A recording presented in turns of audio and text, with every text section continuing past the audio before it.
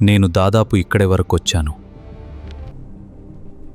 ప్రాచీన గ్రంథాలలో ఇలా వ్రాయబడి ఉంది: ఓం నమో వాసుదేవాయ అనే పరమ పవిత్ర మంత్రాన్ని శ్రద్ధతో జపించిన వారికే ఈ దివ్యద్వారం దర్శనమిస్తుంది.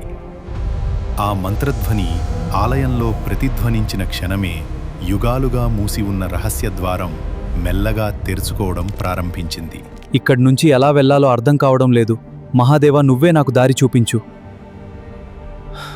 ఈ సీతాకోకచిలుక సాధారణమైనది కాదు.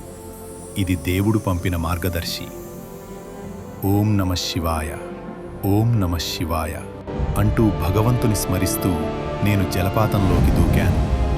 ఆ నీటి తెర వెనుక వేల సంవత్సరాలుగా దాగి ఉన్న రహస్యం నా కోసం ఎదురుచూస్తోంది. ఏంటి ఈ అద్భుతమైన ప్రదేశం? ఇలాంటి లోకం గురించి ఇప్పటివరకు ఎప్పుడూ వినలేదు. ఇది భూమిపైన లేక దేవతల లోకమా? ప్రతి చెట్టు వెలుగుతోంది. ప్రతి పువ్వు ఒక రహస్యాన్ని దాచుకున్నట్లు కనిపిస్తోంది. ఇది సాధారణ పువ్వు కాదు, వేల సంవత్సరాలుగా దాగి ఉన్న రహస్యం. ఇదే శాంబాలాకు దారి చూపించే తొలి సంకేతం. ఈ వెలుగులు నన్ను ఎక్కడికో పిలుస్తున్నాయి. ఇది ప్రకృతి పిలుపు కాదు. శాంబాలా నన్ను తన వైపు ఆహ్వానిస్తోంది.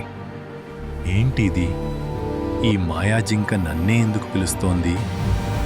దీని ప్రతి అడుగు నన్ను తెలియని లోకంలోకి తీసుకెళ్తోంది. ఇది సాధారణ జంతువు కాదు. అది కల కాదు, మాయ కాదు. స్వయంగా శ్రీ వాసుదేవుడే నాకు ప్రత్యక్షమయ్యాడు. శ్రీకృష్ణ, నీ అనుగ్రహం లేకుండా ఒక ఆకు కూడా కదలదు. నన్ను ఇంత దూరం తీసుకొచ్చింది నువ్వే.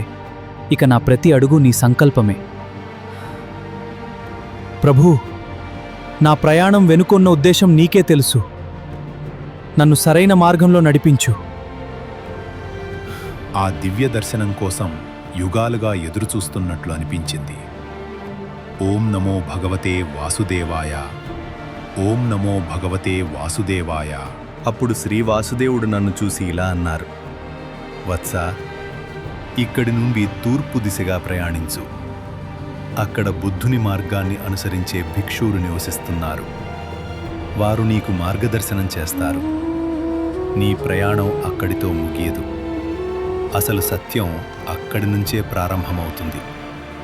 ధైర్యంగా ముందుకు సాగు. నా ఆశీర్వాదం ఎల్లప్పుడూ నీతోనే ఉంటుంది.